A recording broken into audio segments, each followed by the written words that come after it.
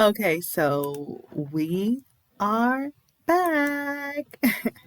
Back for Fargo Season 4, Episode 2, The Land of Taking and Killing. Hey, Love Squad. This is Kim, aka Glam Powered, and thank you so much for listening to Fandom. Let's get into Episode 2, the recap and analysis. First, we have the people. So we have Miss Swanee, a Native American survivor of American imperialism. Then we have Ethelrita's aunt, Zelmore Roulette, both of whom are jailbirds. And then we have Otis, the cop with OCD, who's in league with the Italians. So these are the new characters that were introduced to us in this episode. And y'all, I think there was 26 people in this cast. So I mean, we have a lot more to go. Like a lot, like a lot. But that's who we saw this episode. And let's talk about what had happened. So we start with those two female inmates who appear to have busted out of prison, right? Turns out one of them is Ethelrita's aunt. A mess. These convicts have been charged with armed murder and robbery and cussing. They're in the ladies' room, right? And Ethelrita's aunt Zalmar proceeds to jack this poor woman for her entire outfit and her lipstick in the bathroom. They just got out and they already thieving and hurting people. They need to make themselves look presentable though, because they know they're going to Ethelrita's doorstep, and I don't know Ethelrita's mama's name yet, but she is not having it. Ethelrita's mom is not too keen on letting the jailbirds in, but her husband, the hippie, he was so welcoming and was just like, no, that's your sister, come on in.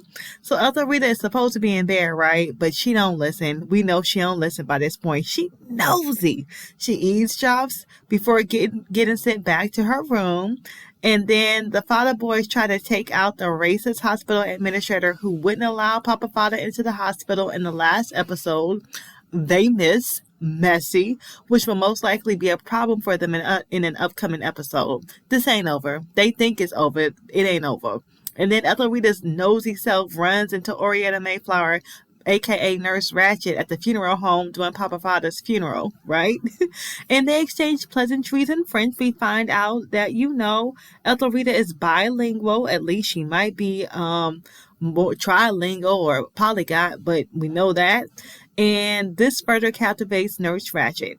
So meanwhile, everybody start strategizing. I mean, both syndicates, because don't nobody trust nobody, and things have changed. The terms of agreements aren't what they were. So I wonder who's going to betray the pact, or what is that called? The pact. Who's going to betray that pact first with the First Sons, or try some foolishness? Because somebody's going to try something, okay? They know they're not trustworthy. Somebody's going to try something. And then we meet Justo's alderman girlfriend, Desi, and I'm not sure how naive she is, but she seems like she is super naive, okay? Clearly, this is a political relationship. I'm positive she is not that man's type. I mean, wow. I feel bad for her. Ooh, I feel bad for her.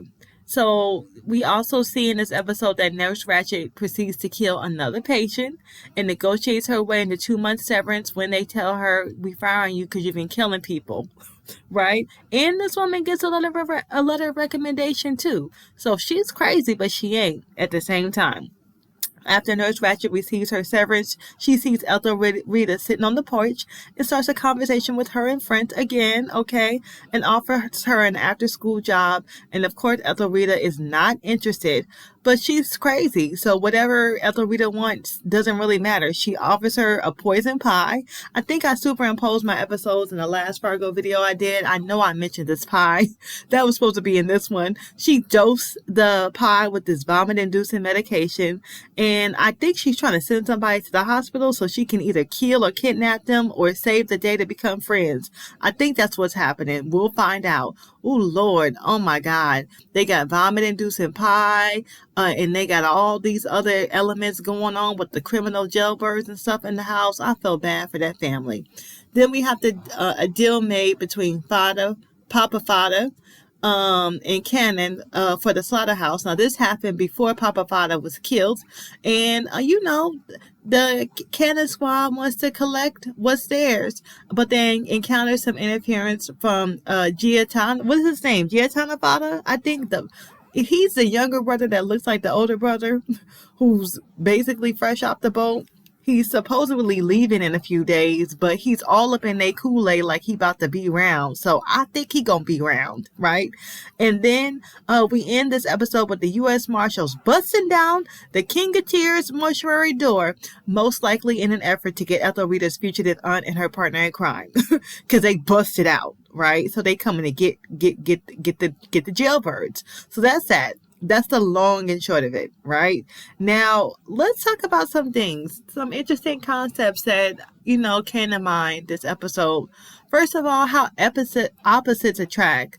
I'm thinking about Ethelrita's parents. Her mom is like more traditional and more rigid. Her dad, like I said, I love him. He's so sweet. He's such a flower child and he just kind of goes with the flow. But they're a team. They work together. It's a very interesting dynamic. And then we have Kindred Spirits. We see that with Swanee and Ethelrita's aunt. They are definitely Kindred Spirits, the jailbirds. I would even say too, Justo and Nurse Ratched as well, Mayflower. They are Kindred Spirits.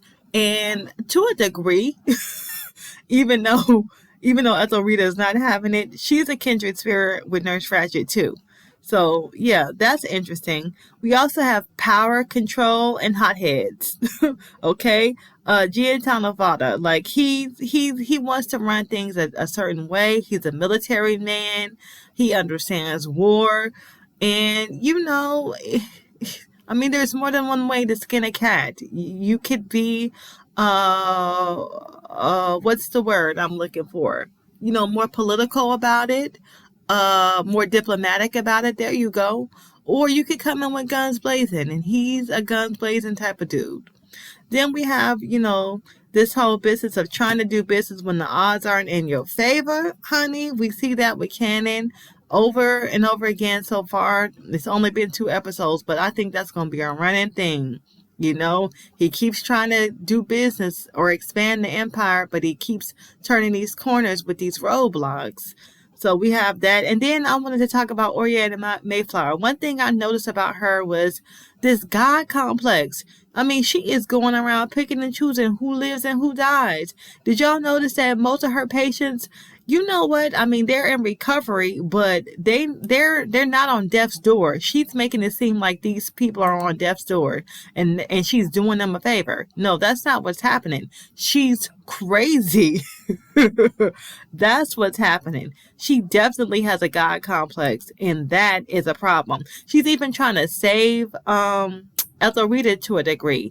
No. We don't need for you to save us, crazy lady. We don't need for you to save us. Now, my favorite scenes and quotes. Let's talk about it. So, I think for me, my favorite quote was definitely when Laura was like, if we keep this in the neighborhood, just for us, how do we know they won't burn down the neighborhood when the streets are paved with gold?